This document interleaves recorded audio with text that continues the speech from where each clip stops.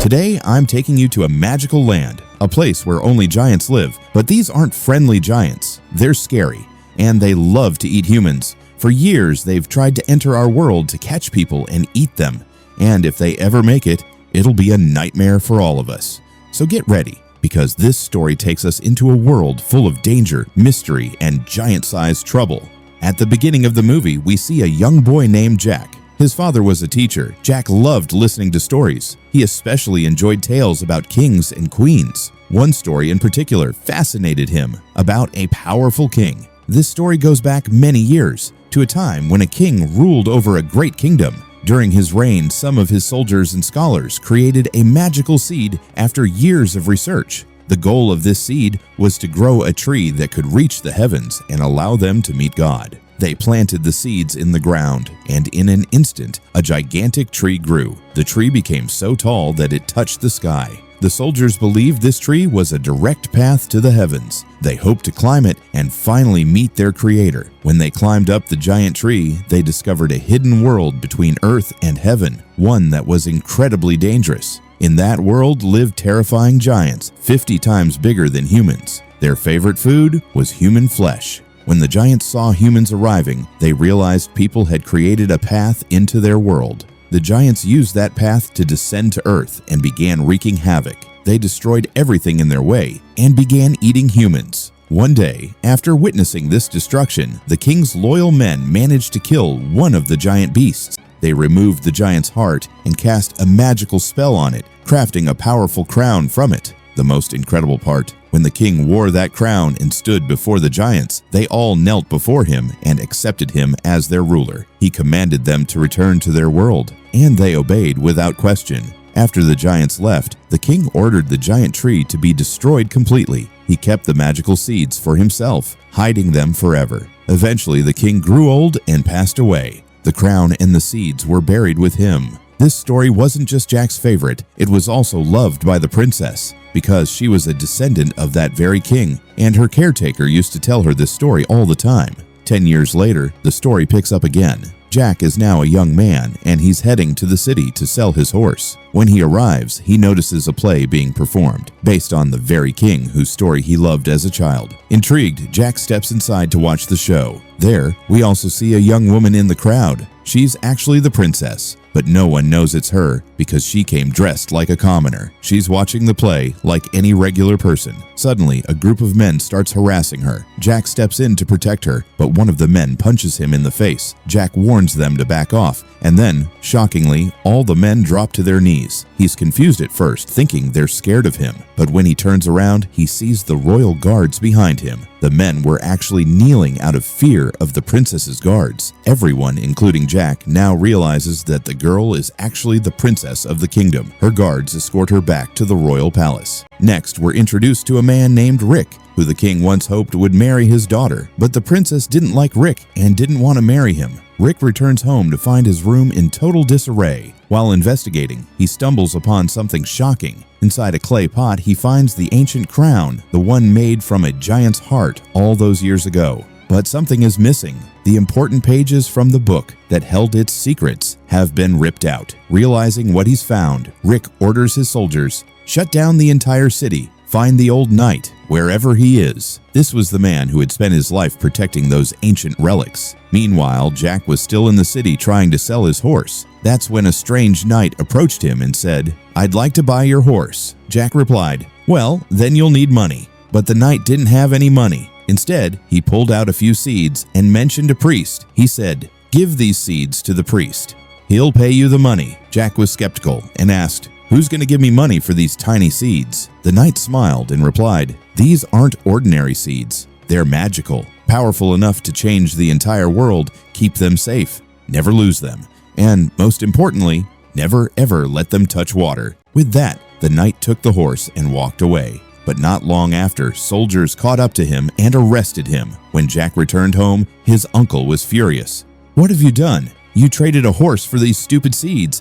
That knight tricked you." In his anger, he grabbed the seeds and threw them on the ground. Jack scrambled to pick them back up. One of the seeds slipped through the wooden floorboards, and Jack didn't even notice. It was raining outside, At that very moment, we see the princess walking along the same path. She was running away from the palace alone without telling anyone because she didn't want to marry Roderick. Trying to escape the rain, the princess takes shelter in a small wooden cabin. The moment Jack sees her, he realizes it's the princess. He's overjoyed to see her. They begin talking and getting to know each other. But while they're talking, rainwater starts leaking through the floorboards and falls right onto the magical seed hidden below. Even though the knight had warned Jack never let the seeds get wet, the moment the water touches it, a massive beanstalk starts growing from the ground. It grows rapidly, so fast that it lifts the entire cabin into the sky. Since the seed was under the house, it carries the house and the princess upward. Now the princess is trapped inside the rising house. Jack runs after her, trying to save her, and just manages to grab her hand. But eventually he slips and falls. The beanstalk shoots into the sky, taking the princess higher and higher. The next day, the king arrives at the scene and sees an enormous beanstalk stretching all the way to the clouds. It's impossible to tell where it ends. Jack tells the king everything that happened. The king arranges for people to go up and says, "Bring my daughter back." Roderick then says, "I'll go too because I love her, and she is my future wife."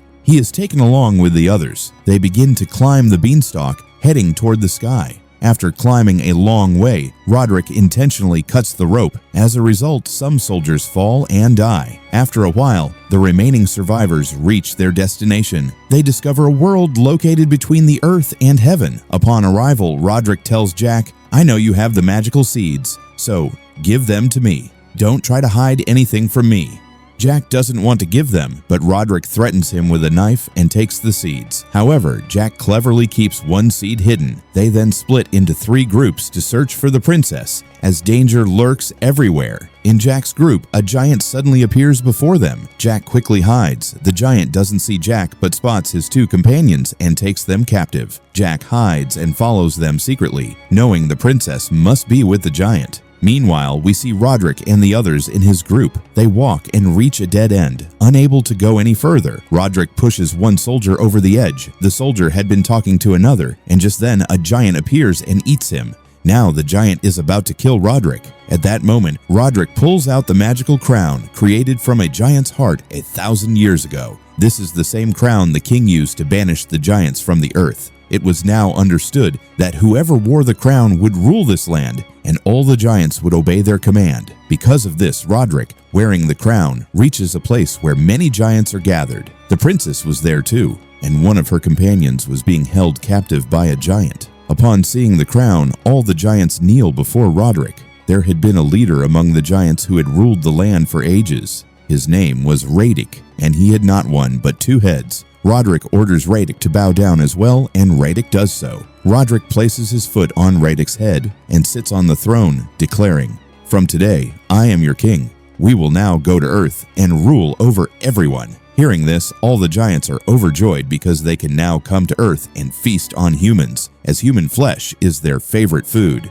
Meanwhile, a giant takes the princess and Jack's companion, the fighter, to the kitchen and begins preparing a recipe to cook him. Just at that moment, Jack arrives and sees the giant. The giant doesn't see Jack, but Jack cleverly sneaks up from behind and places a powerful weapon into the giant's body. The giant dies instantly, saving Jack's companion. Then, the 3 of them flee from the kitchen and reach a place where they could have returned to Earth via the beanstalk. But there, a massive giant was sleeping, and they couldn't pass through that way because of his presence. Following a plan, they bring a beehive umbrella and place it near the giant. They open the giant's mask and release the bees inside. As a result, the giant wakes up, squirming and flailing strangely, losing balance and falling straight down. Seeing this from below, the king realizes that the giants now want to descend to Earth. He orders his soldiers, "Cut down this tree. If the giants land on Earth, they will destroy everything and begin feasting on humans. No one will be able to stop them."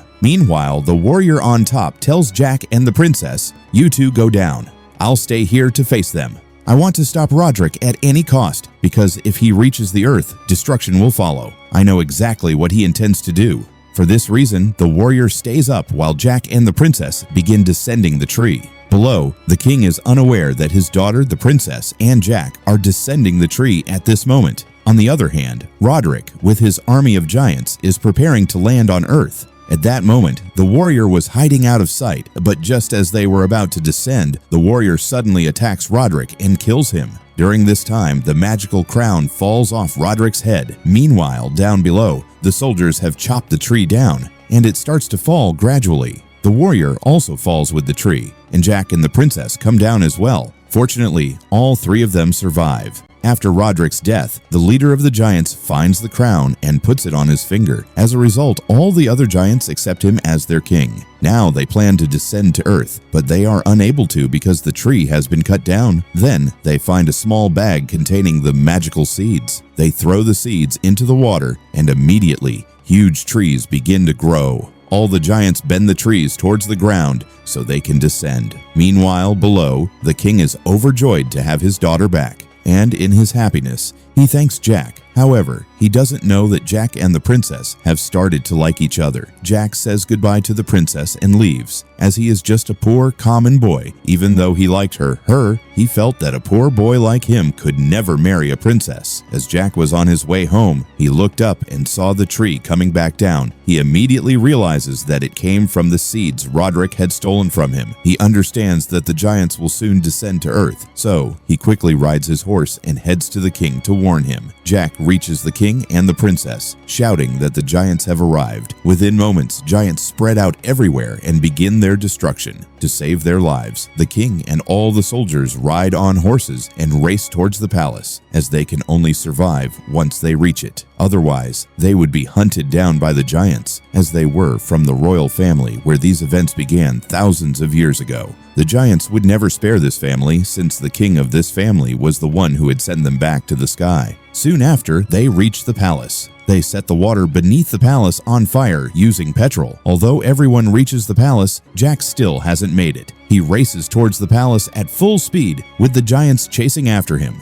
Fortunately, Jack enters the palace just in time, but the head of the giants manages to grab hold of the wooden bridge. Seeing this, the warrior who had traveled with Jack to the giant's realm orders the remaining soldiers, "Start the rain of arrows." And they do exactly that, causing the head of the giants to fall straight into the water. The giant's head, now in the water, struggles to get out, unable to ascend due to the fire around him. He starts looking for another way through the water. Meanwhile, the palace doors are being closed, but on the other side, the giants are trying to pull the doors towards them. However, the palace people are not giving up. They start pulling the door in the opposite direction so the giants can't open it easily. But then, we see the giants throwing fire-engulfed trees into the palace. The leader of the giants targets a tree and throws it at the palace wall, causing it to break into pieces. The king and everyone else realize that stopping the giants now is impossible. The king tells the princess, "You must go to the secret chamber of the palace. There is a secret passage that will take you to a safe place, and there you will find a torch. Light it up, and the people of the kingdom will be filled with courage. They will think that we are safe." So, Jack and the princess set out on their mission.